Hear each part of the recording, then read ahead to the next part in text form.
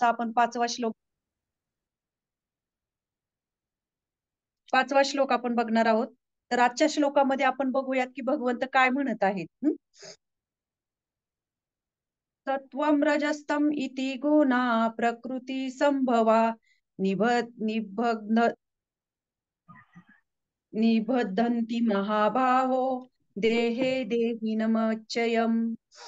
भाषांतर: भौतिक प्रकृती सत्व, रज आणि तम या तीन गुणांनी बनली आहे.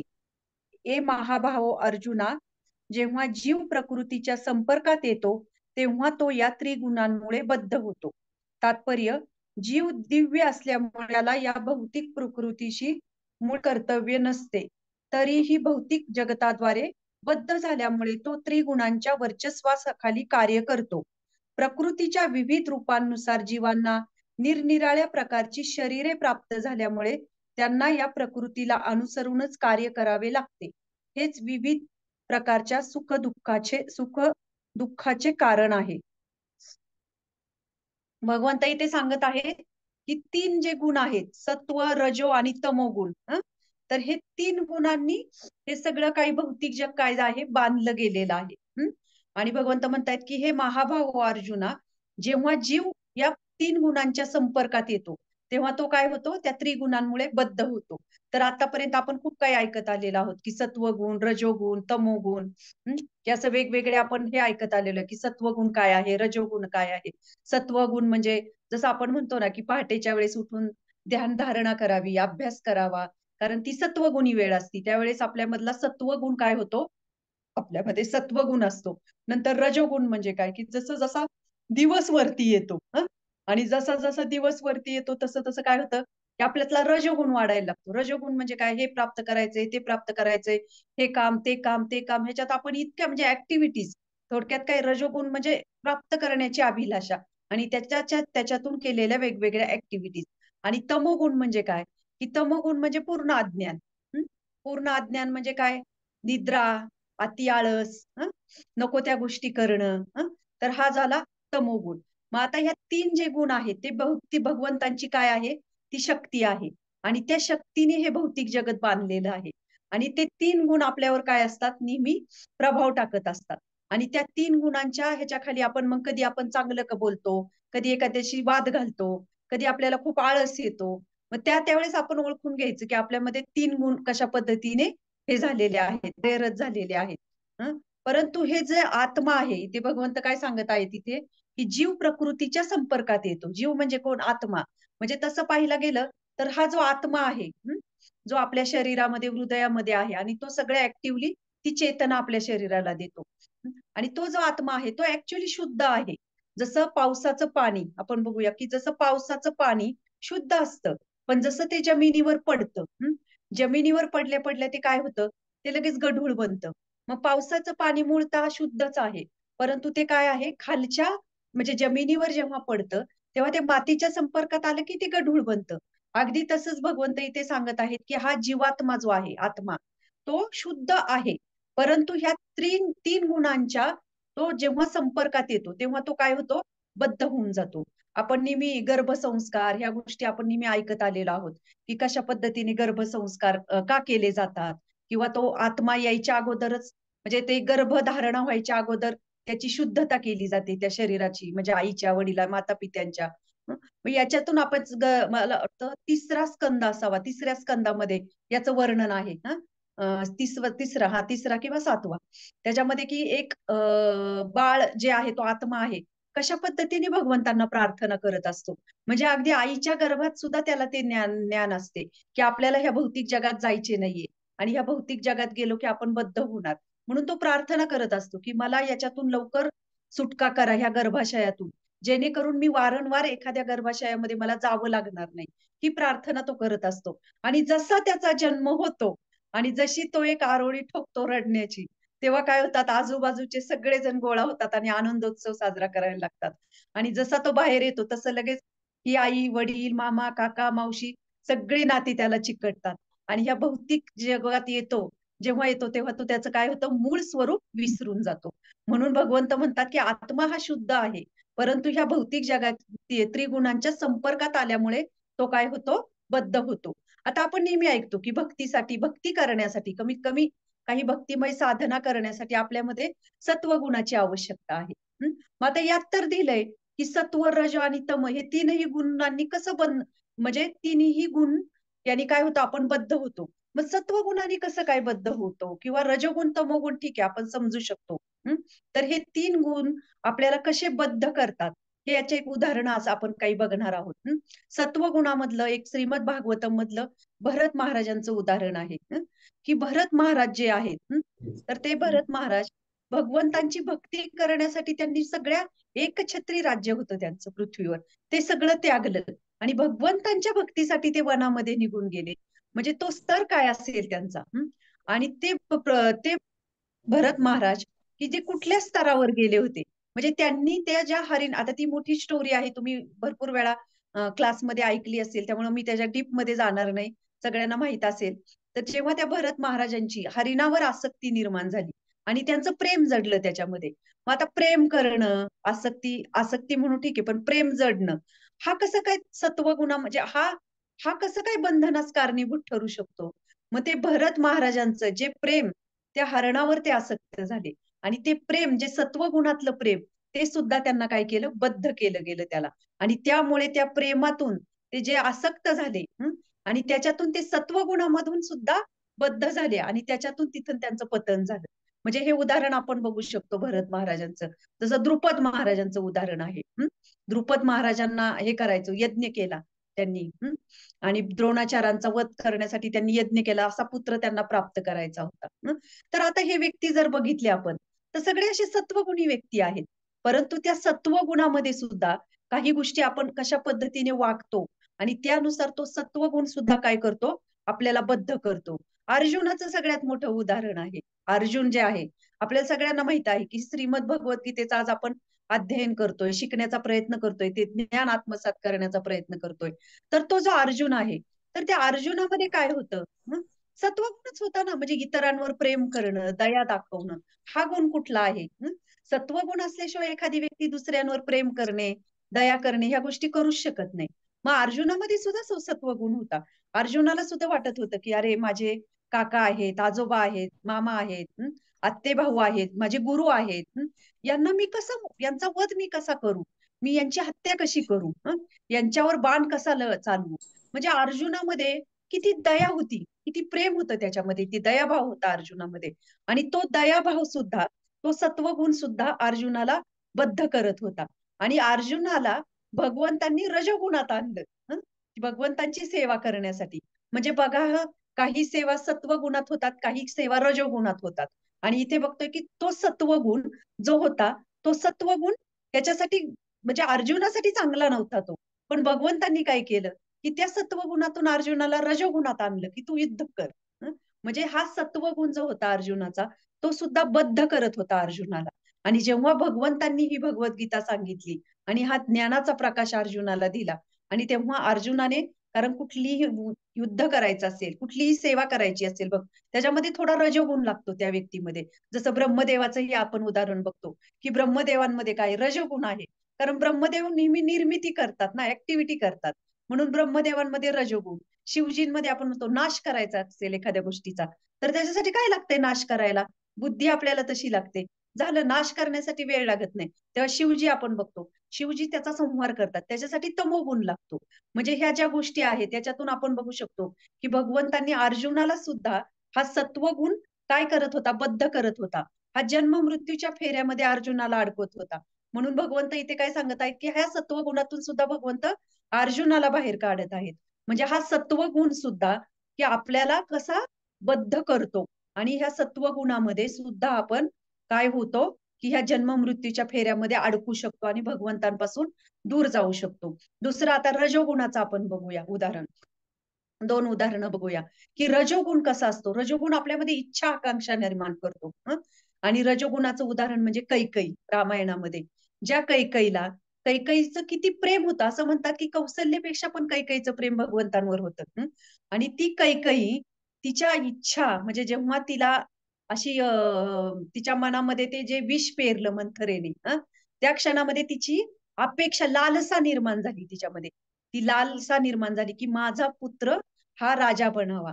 आणि ती इच्छा त्याच्यावर नियंत्रण तिचं राहिलं नाही. अनियंत्रित झाली ती. आणि त्याच्यातून त्या कैकेयीने काय केलं आणि त्याच्यातून आपण बघतो, की कशा पद्धतीने हे रामायण घडलं. म्हणजे हा जो रजोगुण आहे, रजोगुण आपल्यामध्ये असा लोभ निर्माण करतो. लालसा म्हणण्यापेक्षा लोभ, कैकेयीच्या मनामध्ये तो लोभ निर्माण केला गेला. म्हणजे हा जो लोभ निर्माण होतो, मोह निर्माण होतो आणि त्याच्यातून त्या गोष्टीची प्राप्ती करण्यासाठी आपण काय करतो, की ती गोष्टीच्या मागे इतके धाव धावतो. की एक कथा आहे, की एका व्यक्तीला अ, हे करायचं असतं काय म्हणजे तो राजा म्हणतो त्याला, एक बक्षीस स्वरूपामध्ये, की तो म्हणतो, की "तू जितका धावशील सूर्यास्तापर्यंत, तो तेवढी जमीन तुझी." आणि तो इतका धावतो, की त्याला समजत नाही, की आपल्या शरीराची शक्ती संपत आलेली आहे. परंतु ती जी हाव होती, लोभ होता, जो रजोगुण इतका होता, की तो इतका धावतो आणि शेवटी सूर्यास्ताच्या वेळेस अतिश्रमाने त्याचा मृत्यू होतो. मग तसं आपलं जीवन सुद्धा आहे, की त्या दिवशी श्रीमान नंददुलार प्रभूजी खूप सुंदर क्लासमध्ये त्यांनी सांगितलं, की आपल्या जीवनामध्ये आपल्याला किती प्राप्त करायचंय आणि किती काय ठेवायचंय भौतिक जीवनामध्ये. खरं तर त्याचं आपण एक काहीतरी एक ध्येय ठेवलं पाहिजे. ध्येय म्हणजे टार्गेट ठेवलं पाहिजे, की हां, ठीक आहे.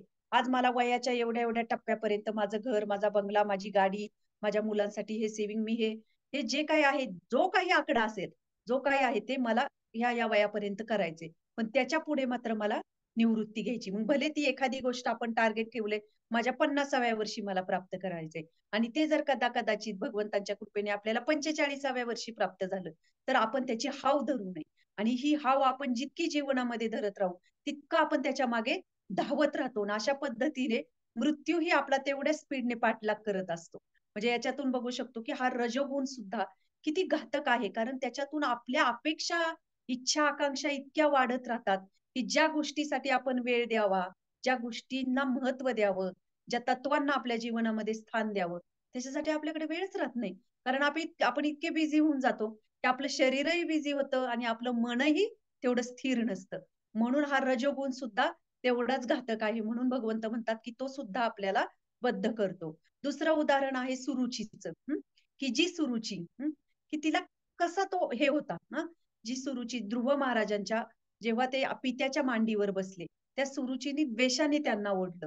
का तर तू माझा पुत्र नाही. म्हणजे तिला वाटत होतं, की हा पती किंवा माझ्या मुलांचाच हा पिता आहे. याचा हक्क नाहीये.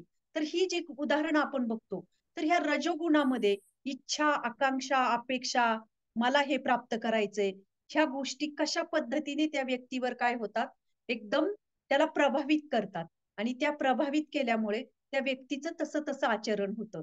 मग एखाद्या व्यक्तीमध्ये कुठले गुण आहेत, कुठला स्वभाव आहे आणि तो काय कार्य करतो. आपण जर व्यवस्थितरित्या श्रीमद भगवद्गीतेचा जर अभ्यास केला, तर ह्या 3 गुणांव्यतिरिक्त व्यक्ती असं कधीच होणार नाही, की 3 गुण याच्यातून आपण जर व्यवस्थित अभ्यास केला आणि समजून घेतलं, तर कुठलीही व्यक्ती या 3 गुणांमध्ये मोडते कुठल्यातरी.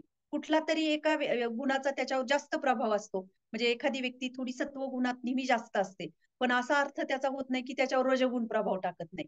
पण एक 80% सत्वगुण असतो, 10% रजोगुण असतो, 5-10% तमोगुण असतो. मग त्या व्यक्तीच्या ज्या काही ॲक्टिव्हिटीज आहेत, जे काही तो काम करतो, त्याच्यावरून त्याला कुठलं भविष्य पुराण किंवा कुठलं ग्रहताऱ्याचे अभ्यास करण्याची गरज नाही.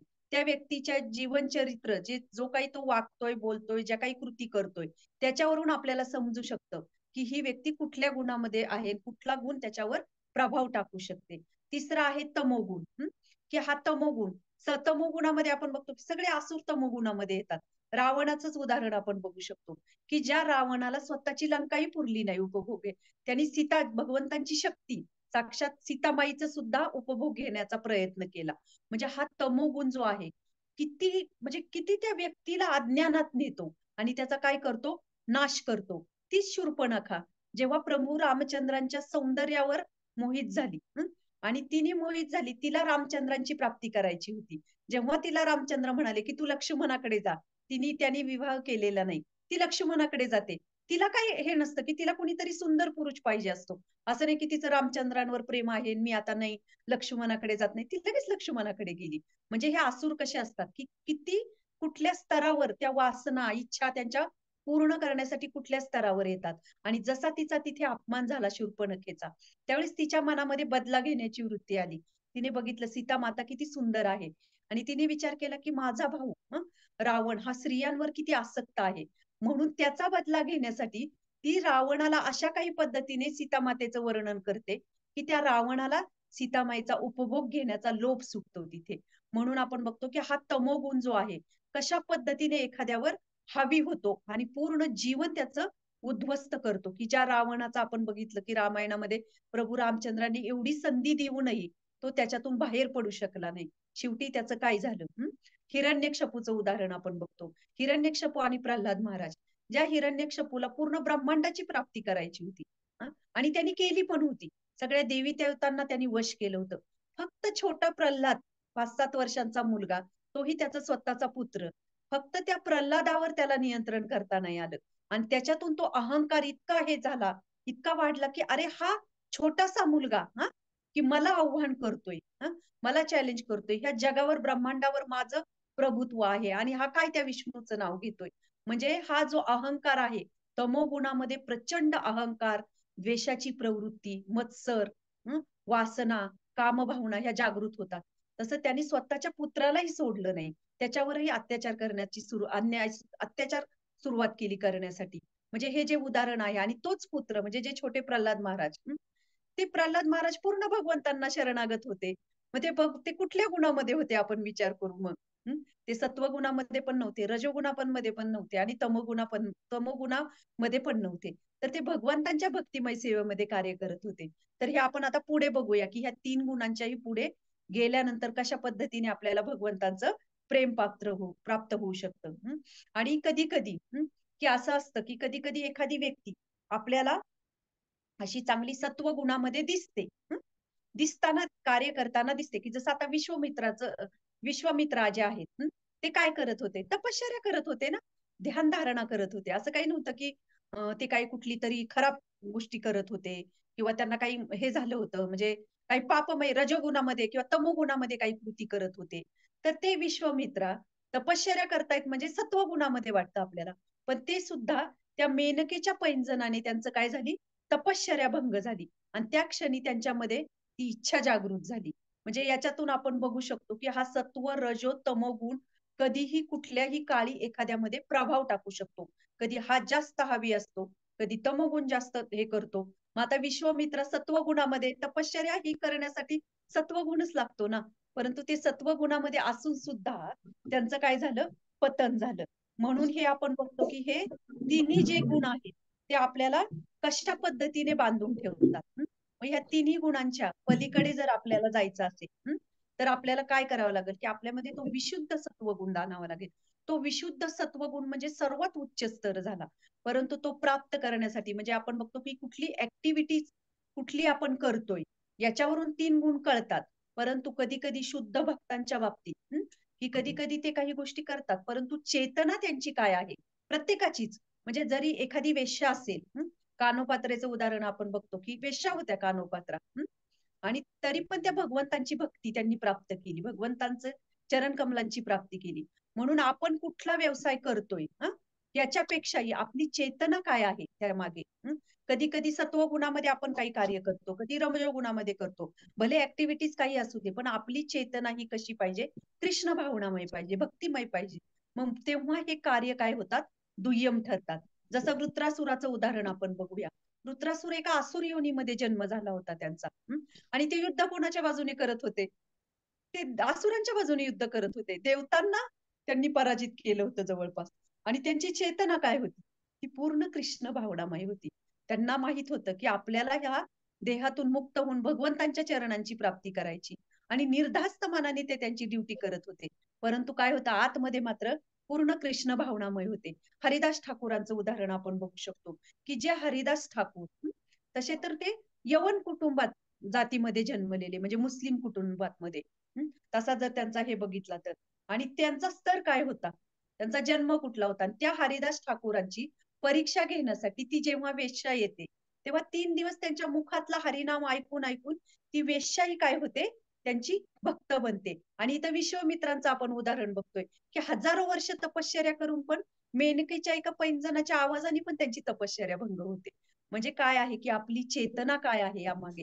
या सगळ्या गोष्टींची आपली भावना श्रद्धा काय आहे ते भगवंत बघत असतात. परंतु ह्या तिन्ही गुणांनुसार आपण मात्र आपल्या ऍक्टिव्हिटीज करत असतो. आणि हे तिन्ही गुण आपल्यावर काय म्हणतात, भगवंत म्हणतायत की ते आपण त्यांच्या संपर्कात आल्यामुळे आपण बद्ध होतो. म्हणून आपल्याला विशुद्ध सत्वगुणामध्ये प्रवेश, म्हणजे असं नाही की सत्वगुणाची प्राप्ती झाली, मी आता सगळ्या काही गोष्टी हे करतोय. हे उदाहरणं आपल्याला शिकवतायत की सत्वगुण सुद्धा आपल्याला काय करू शकतो, बांधून टाकू शकतो. श्रील प्रभुपादांचं एक सुंदर उदाहरण आहे आत्ताच्या काळातलं हे, की जेव्हा श्रील प्रभुपाद हे गृहस्थ होते, नंतर ते संन्यासी बनले श्रील प्रभुपाद. परंतु ते प्रभुपाद कुठला तिन्ही गुणांच्या पलीकडे होते. त्यांनी पूर्ण जगामध्ये काय केलं, पूर्ण जगामध्ये कृष्ण भक्तीचा प्रचार केला. म्हणजे ही जी चेतना होती श्रील प्रभुपादांची आणि ती जी श्रद्धा होती हरिनामावरती, त्याने भगवंतांनी त्यांना ती शक्ती दिली. म्हणून म्हणतात की श्रील प्रभुपाद हे शक्त्यावेश अवतार आहेत भगवंतांचे, की भगवंतांनी त्यांनी तेवढी शक्ती त्यांना दिली. म्हणजे ते पाहायला गेलं तर ते गृहस्थ आहेत.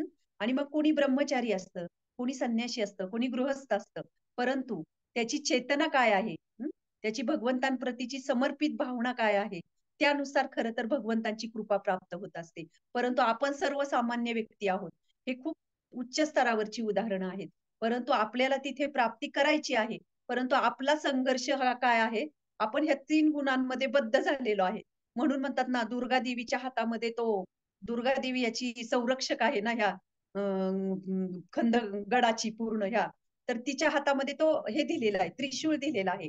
आणि तो त्रिशूळ जो आहे, तो 3 गुणांचं काय करत आहे, प्रतिनिधित्व करत आहे. सत्वगुण आणि रजोगुण, तमोगुण. आणि ते 3 त्रिशूल जो आहे, त्याने आपण त्रस्त झालेलो आहोत ह्या बद्ध जीवनामध्ये. कधी सत्वगुण, कधी रजोगुण, कधी तमोगुण. त्यानुसार आपण आपल्या ऍक्टिव्हिटीज करतो, त्यानुसार आपली काही कर्म करतो आणि त्या कर्मानुसार आपल्याला काय प्राप्त होतं, नेहमी पाप पुण्याची प्राप्ती होत असते. कधी पाप करतो, कधी पुण्य करतो. आणि याच्यातून काय करतोय आपण, नेहमी हेलकावे खातोय. पुण्य केलं तर परत जन्म, परत काहीतरी चुकीचं कर्म करणार, परत पाप, पाप केलं तर परत काहीतरी वेगळा जन्म. म्हणजे ही शृंखला आपली थांबत नाही. म्हणून भगवंत इथे स्पष्ट शब्दात सांगत आहेत की हे तिन्ही गुण काय आहेत, हे जेव्हा तिन्ही गुणांनी आपण बद्ध होतो आणि जेव्हा आपण बद्ध होतो तेव्हा आपण जन्म मृत्यूच्या फेऱ्यात अडकतो. तर मैत्रिणींनो, आत्ताच ती नुकतीच कलकत्त्याची बंगालमधली जी घटना घडली, की ती घटना जी घडली ती प्रत्येक मुलीच्या माता पित्याला स्पर्श करून गेली असेल, की ज्यांचे आता कुणी मुली बाहेर पडतायत, शिक्षणासाठी जातायत. ते वैद्यकीय क्षेत्रामध्ये पण त्यांनी अगदी काय म्हणतात, पूर्ण हाहाकार माजलेला आहे, त्या म्हणजे ह्यांनी हे झालेलं आहे वातावरण पूर्ण. आणि ती घटना जी आहे, की आपण प्रत्येक जण म्हणतो, हा सुद्धा विषय श्रीमान नंददुलार प्रभूजींनी, मला खूप आवडला हा विषय. मी खूप छान प्रभूजींनी सांगितलं, की कसं कशा पद्धतीने ह्या चेतना, जसं आपण म्हणतो ना, जसं आपण काही कार्य करतो त्याच्यावरून आपली कुठला गुण आहे आपल्यावर समजतं. आणि ही चेतन, ही भावना कशा निर्माण होतात आपल्यामध्ये. जसं आता आज तुम्ही सगळ्या जणी भगवद्गीता ऐकण्यासाठी रोज जॉईन करत आहात. कुणी भगवद्गीतेचा अभ्यास करत आहे. आता आपण जेव्हा भगवद्गीतेचं काहीतरी ऐकतो, काही विश्लेषण ऐकतो, वाचतो, कधी-कधी आपल्याला ते खूप खूप भावतं. किती छान वाटतं ना आपल्याला काही वेळापुरतं. जसं आपण बाहेर दुसरं काहीतरी थोड्या वेळाने, तास 2 तासांनी, संध्याकाळी जसा टीव्ही लावला किंवा काही दुसरी, उदाहरणार्थ टीव्हीच लावला. एखादी मालिका बघितली, पिक्चर बघितला, सिनेमा बघितला, आपण त्यात पूर्णपणे एकदम हे मन रमून जातं आपलं त्याच्यामध्ये. म्हणजे आपण काय करतो, की ज्या गोष्टीच्या संपर्कात येतो, त्यानुसार आपल्या त्या गोष्टी त्याच्यावर आपल्या प्रभाव टाकतात. म्हणून म्हणतात ना, मन, बुद्धी, अहंकार हे सूक्ष्म स्तरावर कार्य करतं आणि शरीराने आपण त्या कृती करतो. की जसं आपल्या मनामध्ये जी भावना, ज्या गोष्टी आपण करतो, त्याच्यावर त्या काय करतात, प्रभाव टाकतात आणि तशी आपली चेतना बनते. मग आता या गोष्टींमागं त्या, मी तो इंटरव्ह्यू म्हणजे तो ऐकत होते एका चॅनलला. त्याच्यात ते सांगत होते, की त्याला कशा पद्धतीने त्याने तो तिथपर्यंतचा तो रात्रीचा प्रवास केला एका रात्रीमध्ये त्या व्यक्तीने. आणि कशा पद्धतीने तो काय मोबाईलमध्ये बघत होता.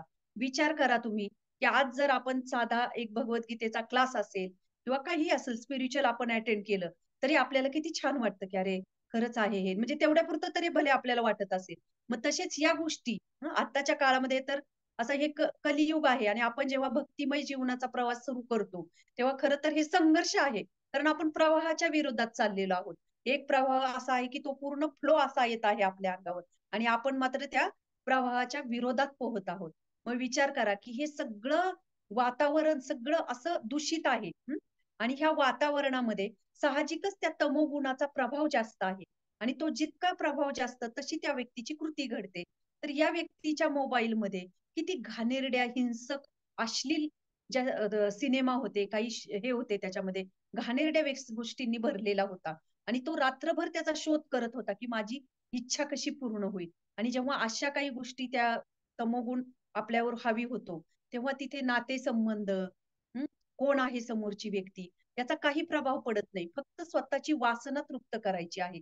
मग ह्या ज्या भावना ज्या उद्दीप्त होतात, हं, की ही भावना जी अनावर होते, त्या कुठून होत असतील? चांगल्या गोष्टी जर आपण हे करतोय, चांगल्या गोष्टी ऐकल्या तर आपल्याला चांगले विचार येतात. मग या ज्या गोष्टीचा जसा संग तसा रंग. आपण ज्याची जसा संग ज्या विचारांचा संग घेतोय, ज्या म्हणजे आपण या डोळ्यांनी काय पाहतोय, कानांनी काय ऐकतोय, तोंडाने काय खातोय, याचा काय काय संग घेतोय आपण वेगवेगळ्या ठिकाणी आणि त्याचा प्रभाव आपल्यावर टाकतो. तशी तशी आपली चेतना बदलते बनते. मग विचार करा, की ह्या व्यक्तीकडे सगळ्या अशा घाणेरड्या गोष्टी भरलेल्या होत्या. मग आता या गोष्टीतून त्याची जी भावना जी अनावर झाली, त्याच्यासाठी त्याला फक्त त्याची इच्छा पूर्ण करायची होती कुठेतरी. म्हणजे याच्यातून आपण बघू शकतो, की याच्या मागे सगळ्या मुळात जर आपण गेलो, तर आपण काय खातोय, आपण काय पितोय, हे आपण बघितलं पाहिजे. आपण काय बघतोय, आपण काय खायला देतोय आपल्या डोळ्यांना, त्याच्याकडे आपलं दुर्लक्ष होतं. आणि आपण मात्र मूळ प्रश्नाची हे न करता, मूळ प्रश्नाकडे न जाता, मुळात न जाता मूळ समस्याकडे आपण उथळ ज्या वरवरच्या समस्या आहेत त्याच्याकडे बघतो. त्या दिवशी प्रभूजी खूप छान सांगत होते, की आपण सगळेजण म्हणतोय, की अरे त्या व्यक्तीने हे केलं, त्या व्यक्तीने ते केलं, त्याला फाशी झाली पाहिजे, हे झालं पाहिजे. परंतु ह्या ज्या गोष्टी आहेत, त्या कुठून प्रोव्हाईड होत आहेत? कुठून येत आहेत? त्याच्या मुळात कोणी जात नाहीये. म्हणून याच्यातून आपण बघू शकतो, की आपण काय खायला देतोय आपल्या डोळ्यांना, कानांना, आपल्या तोंडाने आपण काय खातोय, याच्यावर खरं तर आपलं काय आहे, की आपण कुठल्या गुणांमध्ये राहू शकतो, हे त्याच्यामध्ये तो प्रभाव आपल्यावर जास्त आहे. म्हणून आपण म्हणतो ना, की जास्तीत जास्त सकाळी का म्हणतो आपण, सकाळी लवकर उठायचं, सकाळी ते करायचं. कारण काय कारण आहे, की सकाळी सत्वगुण आहे. सत्वगुणामध्येच सगळ्या चांगल्या गोष्टी घडू शकतात. म्हणून आपण म्हणतो, की पहाटेच्या वेळेस कुठली पूजा अर्चा असेल, अभ्यास असेल मुलांचा, त्याच्यासाठी आपण सत्वगुणाला प्राधान्य देतो. मग शेवटी आपण ठरवायचं आहे, की आपल्याला काय खायचंय, आपल्या डोळ्यांनी आपल्याला काय बघायचं आहे. तर हे आपण ठरवू शकतो. आणि जसा आपण त्याचा संग घेऊ तसा आपला स्वभाव आणि तशा आपल्या कृती होत असतात. आणि ह्या सगळ्या गोष्टी भगवंत काय म्हणत आहेत, या त्रिगुणांमुळे हे आपण काय होतो, या जगामध्ये बद्ध होतो. म्हणजे पाप पुण्य जे आहे, श्रील प्रभुपाद एका ह्याच्यामध्ये खूप सुंदर एक श्लोक पद्मपुराणामध्ये सांगतात, की हा श्लोक हरिभक्ती विलास मध्ये पण आलेला आहे. मन्निमित्तं कृतं पापमपि धर्मास्य कल्पते मामनादृत्य धर्मोपि पापम स्न्यान्म प्रभावतः. म्हणजे श्रीकृष्ण सांगतात, की माझ्यासाठी केलेले पाप कर्म देखील धर्म मानला जातो आणि माझी उपेक्षा केल्याने तथाकथित धार्मिक कर्मे सुद्धा पापकृत्य बनतात. म्हणजे विचार करा, म्हणजे हे 3 गुणांखालीच आपण पाप पुण्य करत असतो. आणि भगवंत इथे काय म्हणत आहेत, की जो माझ्यासाठी काही पाप कर्म करतो, पापकर्म म्हणजे काय, ते आता अर्जुनाला युद्ध करायला सांगितलं. भगवंतांनी भगवंतांनी सांगितलं, तुला युद्ध करावं लागेल. मग भगवंतांनी सांगितलं, पण तो धर्म होता तरी पण. आणि माझी उपेक्षा केल्याने तथाकथित धार्मिक काय होतं, कार्य केलेले पापकृत्य सुद्धा, पाप सुद्धा काय करतात, भगवंत म्हणतात ते धार्मिक कार्य सुद्धा पापकृत्य बनतात. म्हणून आपण बघितलं पाहिजे, की जीव भगवंतांची सेवा करणे हा जीवात्म्याचा मूळ स्वभाव आहे. आणि जीवात्म्याला हे जेव्हा आपण हा स्वभाव प्राप्त करतो, तेव्हा आपण श्रीकृष्णांच्या जवळ जातो. की जसं आता जरासंधाचं एक सुंदर उदाहरण आहे. हा जरासंध दररोज शाळीग्राम शिलेची पूजा करायचा. ब्राह्मणांना दान करत होता. मात्र त्याची बाकीची सगळी कार्य जी काय होती, ती श्रीकृष्णांच्या इच्छेविरुद्ध होती. तो श्रीकृष्णांचा आणि त्यांच्या भक्तांचाही द्वेष करत होता. म्हणून आपण बघतो, की जास्त दान केलं, खूप काही पूजा केल्या, जरी ह्या सगळ्या गोष्टी करत असेल कुणी, तरी त्यांना असुर मानलं गेलेलं आहे. आणि दुसरीकडे पांडव जे आहेत, की ज्यांनी महाभारताच्या युद्धामध्ये अनेक प्रकारे छळकपट केले, असं म्हणतात ना, श्रीकृष्णांनी हे केलं, ते केलं. पण तरी पण ते कार्य त्यांनी काय केलं, श्रीकृष्णांच्या सांगण्यानुसार केलं. आणि त्यांना त्याचं काय झालं, परम धर्माच्या रूपात त्या कार्यांना काय केलं गेलं, स्वीकारण्यात आलं. म्हणून ह्या गोष्टी आपण जीवनामध्ये शिकू शकतो, की कशा पद्धतीने हे 3 जे गुण आहेत, ते आपल्यावर कसे हावी होतात आणि त्या 3 गुणांच्या पलीकडे जाऊन जेव्हा आपण भगवंतांना शरण जाऊन कुठलीही कृती करतो, कुठलंही कार्य करतो, तेव्हा ते काय होतं, ते भगवान श्रीकृष्णांना समर्पित होतं. मग ज्याच्यामध्ये कुणी वेश्या असू शकते, जसं आता हे जरासंधाचं आपण उदाहरण बघितलं. अशी कितीतरी उदाहरणं आपण बघितली त्याच्यामध्ये आज त्याच्यामध्ये दिलेली. तर ही काय आहेत? सगळी काय आहेत? भगवंतांवर जितकं आश्रित राहून आपण कार्य करू, मग भले ते तमगुणामध्ये दिसेल, रजोगुणामध्ये दिसेल, एखाद्याला सत्वगुणामध्ये दिसेल, परंतु त्यामागे भावना काय आपली, मग तेव्हा तो आपण 3 गुणांच्या पलीकडचा स्तर आपण प्राप्त करू शकतो. म्हणून भक्ती शेवटी सगळ्या ह्या गोष्टींचं सार काय आहे? भगवान श्रीकृष्णांची भक्ती करणे आणि भगवंतांना शरण जाणे. कारण सगळे काही भगवंत काय म्हणतात, की हे 3 गुण जे आहेत, तसं पाहायला गेलं तर हे तिन्ही गुण जे आहेत, ते सर्व काही भगवंतांपासून आलेलं आहे. ही भगवंतांची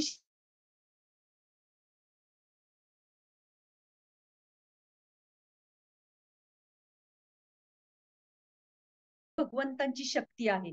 भगवंत काय आहेत? भगवंत ह्या सर्वांचे बीज आहेत. बीज सर्व भूतानां म्हणजे काय? सृष्टीचे बीज. जे वेदांत सूत्रांमध्ये सुद्धा सांगितलेलं आहे, की जन्माद्यस्य यतः म्हणजे परम सत्यापासून सर्व वस्तूंचा उगम होतो. जसं आता आपण जर बघितलं, की माझे वडील कोण? त्यांचे वडील कोण? त्यांचे वडील कोण? म्हणजे तसं जर विचार केला तर कुठल्या तरी मुळापर्यंत आपल्याला जावं लागेल ना. कोणीतरी एक परम मूळ पिता आपले असतील ना. सर्वात शेवटी आपण आणि ब्रह्मदेवांच्याही पित्या काय म्हटलं जातं? त्यांना म्हटलं जातं प्रपितामह म्हणजे ते भगवान श्रीकृष्ण. मग जर आपल्या पूर्वजांचा शोध घेत जर आपण गेलो आणि जर कुठेतरी कोणीतरी एक शेवटची व्यक्ती असणार आहे, की ती आपली परमपिता असणार आहे आणि ते म्हणजे भगवान श्रीकृष्ण. गंमत बघा, आपण जर विचार केला, की खरंच माझे वडील, त्यांचे आजोबा, त्यांचे आजोबा, त्यांचे आजोबा, फार फार तर आपण 6-7 पिढ्यांपर्यंत जाऊ. त्याच्या पुढे जाऊ का हो आपण शोध घ्यायचा म्हटलं तरी?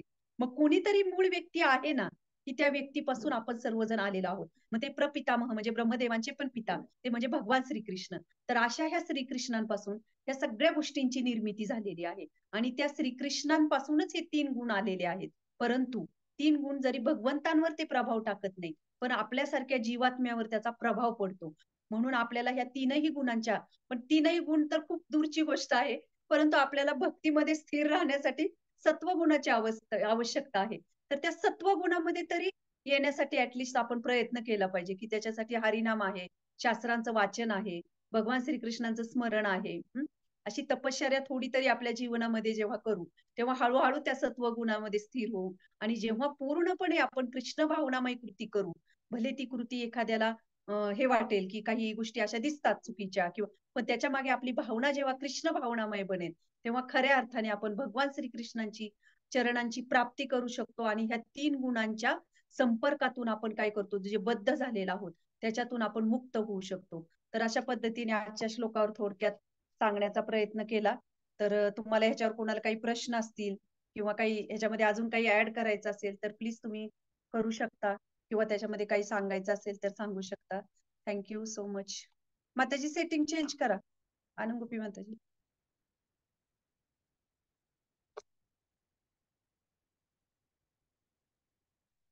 हरी बोल.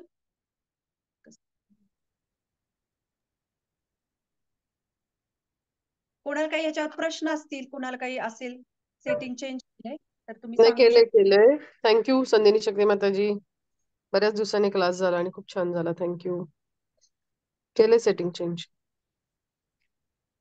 कोणाला काही ह्या श्लोकामध्ये किंवा काही उदाहरण कोणाला काही ऍड करायचं असेल तरी करू शकता. प्रश्न कोणाला काही शंका असेल, टीका टिप्पणी तरी सांगू शकता. नाहीतर मग आपण थांबूया.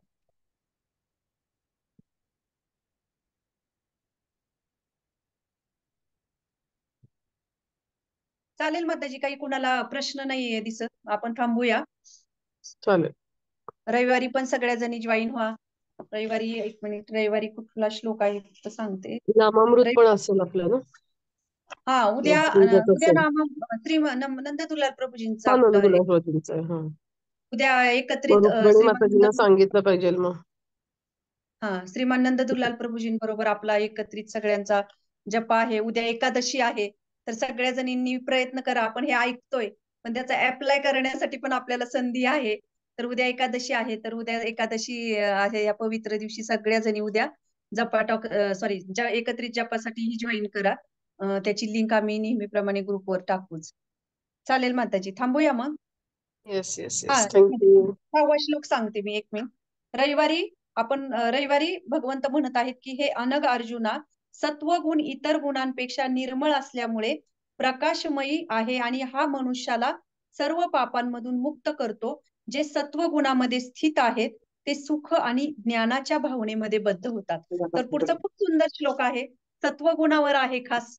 तर नक्की रविवारी सगळ्या जणींनी जॉईन करा. थँक्यू. जय कृष्ण. हरी बोल हरी बोल. आता काहीतरी प्रश्न आलाय, एक भगवंतांची उपेक्षा म्हणजे काय? माताजी वाचावं, मला काही दिसेना चष्मा नसल्यामुळं. खूप भगवंत सुंदर क्लास. मला फक्त एक सांगा, भगवंतांची उपेक्षा म्हणजे काय ते सांगू शकाल का? रसिका भावे माताजींचा. भगवंतांची उपेक्षा. एक मिनिट माताजी, तुम्ही सेटिंग चेंज केलेलं आहे, तुम्ही जरा प्रत्यक्ष विचारताय का? हा. हरे हा, कृष्णा, दंडवत प्रणाम. ऐकू येत आहे माताजी? हो येतंय माताजी, दंडवत प्रणाम, बोला ना. कधी कधी ना रिसेप्शन बरोबर नसतं, कधी कधी क्लिअर ऐकू येत नाही. सुरुवातीला ना जेव्हा क्लास चालवतो होतो, म्हणून मी टाईप करते कधी. हा, तर नाही नाही, बोला आवाज. हा, मला असं विचारायचं की एक्झॅक्टली उपेक्षा भगवंतांची करणे म्हणजे काय असतं, काय म्हणजे मला मराठीमध्ये एवढं कळलं नाही, ते काय म्हणतात त्याला, एखादं उदाहरण. भगवंत भगवंतांची उपेक्षा करणे म्हणजे काय, की आता आपल्याला भगवंतांनी सगळ्या गोष्टींची हे दिलेली, आपल्याला एवढं सुंदर शरीर दिलेलं आहे, आपल्याला शास्त्र दिलेले आहेत भगवंतांनी. की भगवद्गीता म्हणजे काय आहे, की भगवंतांची ही वाणी आहे. भक्तिमय गोष्टींचं सगळं ज्ञान भगवंतांनी आपल्याला श्रीमद भागवतम मध्ये दिलेलं आहे. म्हणजे भगवंत जरी ह्या जगात नसले तरी भगवंतांनी काय केलेलं आहे, आपल्यासाठी सर्व काही सोडून, म्हणजे सगळं काही त्यांनी मागे सोडलेलं आहे. आणि त्याच्या रूपात ते समजावण्यासाठी आपल्या जीवनामध्ये काय आहेत, वैष्णव दिलेले आहेत, प्रभुपादांसारखे शुद्ध भक्त पाठवलेले आहेत. आणि एवढं सगळं आपल्याला माहित आहे. जर एखादी गोष्ट माहित आहे मला, की हा अरे भगवद्गीता हे जाणून घेणं, आपल्या जीवनामध्ये ते स्वीकारणं, ते ज्ञान हे किती गरजेचं आहे. आणि हे ज्ञान माहित आहे, वैष्णवांचा संघ किती, म्हणजे जी काही कुठलीही आध्यात्मिक गोष्ट असेल, भक्तिमय जीवनाची एखादी ऍक्टिव्हिटीज आहे, हे सगळं आपल्याला माहित आहे. आणि एवढं सुंदर शरीर आपल्याला भगवंतांनी कशासाठी दिलेलं आहे? असं म्हणतात की 84 लाख योनीमधून आपल्याला हा एक देह, मनुष्य देह भेटलेला आहे. आणि ह्या देहाचा उपयोग काय करायचा आहे, तर भगवंतांच्या भक्तिमय, म्हणजे असं नाही की आपल्या ड्युटीज कुठल्या सोडायच्या आहेत. आपले कर्तव्य करत करत भगवंत सांगतायत आपल्याला की तुम्ही माझी भक्ती करा, मला समर्पित व्हा. भगवंत भगवद्गीतेमध्ये स्पष्ट शब्दामध्ये सांगत आहेत की अर्जुनाला पण, इथे तर अर्जुनाचं उदाहरण आपण बघू शकतो की अर्जुनाला भगवंतांनी योग्य प्रकारे उलट कर्तव्य कसे करायचे ते शिकवलं भगवंतांनी. मग ते भगवंत पण आपल्याला शरणागत कसं व्हावं त्यांच्या चरणांशी. तर याच्यासाठी भगवंतांनी आपल्याला शास्त्र सोडून दिलेले आहेत, मागे शास्त्र दिलेले आहेत आणि भक्त दिलेले आहेत. आणि हे सगळं आपल्याला माहित आहे आपल्या जीवनामध्ये, आणि तरीही आपण त्याच्याकडे दुर्लक्ष करतोय. दुर्लक्ष म्हणजे काय, की उपेक्षा करतोय त्या गोष्टीची, त्या ज्ञानाची. जसं आता गीतेचं ऐकतो, हे ऐकतो, ते ऐकतो, ते ऐकतो, सगळं सत्य कधी कधी आपल्याला कळतं काही गोष्टी, पण तरी आपण ते काय आहे की ते थोडंसं, कसं असतं ना, एखाद्या गोष्टीची उदाहरणार्थ समजून सांगण्यासाठी तुम्हाला अजून एक रोजच्या ह्याच्यातलं उदाहरण देते. की उपेक्षा ह्या शब्दाचा एकदम, आता कसं सांगू तुम्हाला टिपिकल अर्थ एकदम, की म्हणजे आपण त्याच्याकडे दुर्लक्ष करतो एखाद्या गोष्टीकडे, की ठीक आहे जाऊ दे, म्हणजे आपण काय केली, उपेक्षा केली, त्याची दुर्लक्ष करतो थोडक्यात. मला माहित नाही हा परफेक्ट शब्द होईल का उपेक्षाला, कुणाला अजून मराठी शब्द सुचत असेल तर तुम्ही सांगू शकता.